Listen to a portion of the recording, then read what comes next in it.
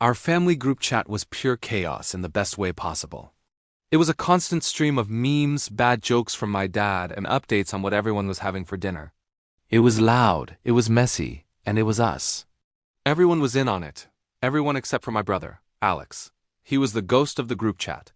He'd read the messages. We could see the little seen notification under them, but he never, ever replied. Not a single word, not even an emoji. We all got used to it, I guess. It became a running joke. "Oh, look, Alex is lurking again." My sister would type, followed by a string of laughing emojis. "He's too cool for us," Dad would add. We teased him about it at family dinners, nudging him and asking if his thumbs were broken. He'd just give a small, tight smile and shrug, saying he was busy or that he didn't have anything to add. We just figured he was being a typical quiet, introverted older brother, lost in his own world of work and responsibilities. We never thought much more of it. The chat would buzz on, and his name at the top would remain a silent, gray reminder of his absence. We didn't realize how loud his silence actually was. Life went on, and the digital noise of our family continued. One evening, my sister posted a hilarious video of her dog trying to catch its own tail. The chat exploded with laughing emojis and comments. I added a gif of a spinning cat. Dad, of course, made a terrible pun about it.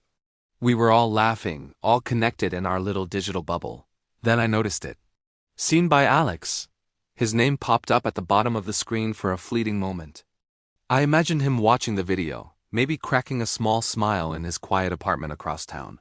But as always, nothing followed. Just more silence. We had stopped expecting a reply long ago. It was just how things were. Alex was the silent observer, the quiet older brother who was always on the periphery. We loved him, of course, but we had unconsciously built this narrative around him. He was the serious one, the one who didn't get our silly jokes, the one who was too busy with his important life to engage in our daily nonsense. We accepted it. We never stopped to ask why. We never thought to wonder if maybe, just maybe, his silence wasn't a choice, but a cage. It's funny how you can be so close to someone, sharing blood and a lifetime of memories, and still be complete strangers in the ways that matter most. That night, things changed. Mom had cooked his favorite meal and decided to drop it off at his place, a little surprise. She called him on her way, but he didn't pick up. She texted, no reply. That wasn't too unusual for Alex, but something felt off to her. A mother's intuition, maybe. When she got to his apartment, she knocked on the door. "Alex?" "Honey, it's Mom, silence." She knocked again, louder this time. Still nothing. A knot of worry began to tighten in her stomach. She used the spare key we all knew he kept under the mat for emergencies. The apartment was dark and quiet. She called his name, her voice trembling slightly. She found him in his bedroom, passed out on the floor. He wasn't hurt, but he was completely unresponsive. She called an ambulance, her hands shaking so much she could barely dial the numbers. The next few hours were a blur of fluorescent hospital lights, the smell of antiseptic, and the low, anxious hum of machines. The doctor told us it was severe exhaustion, complicated by dehydration and stress. He'd been working himself to the bone, not sleeping, not eating properly. He had simply run out of fuel. His body had shut down. We all stood there in shock, looking at his pale, still face. How had we not seen this? How had he gotten so far away from us without us even noticing? While we waited for him to wake up, my mom needed to find his boss's number to let them know what had happened.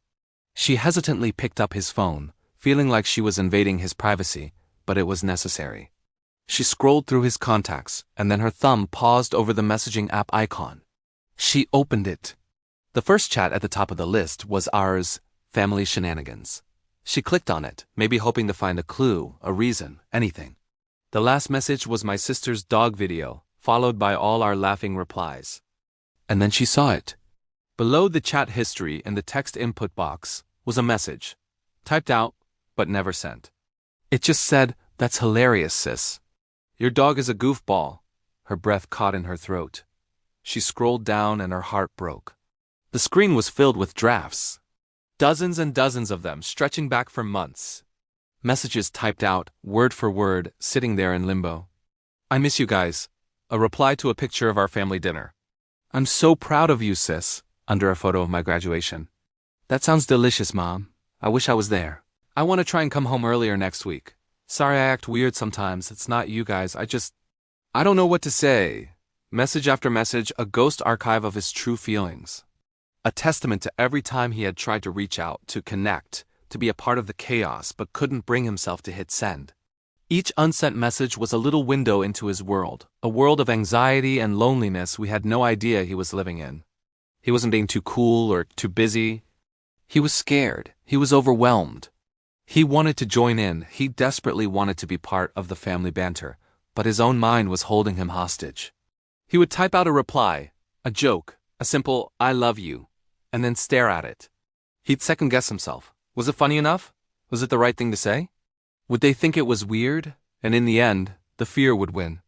He'd delete the message, or just leave it sitting in the draft box, a silent monument to a conversation that never happened.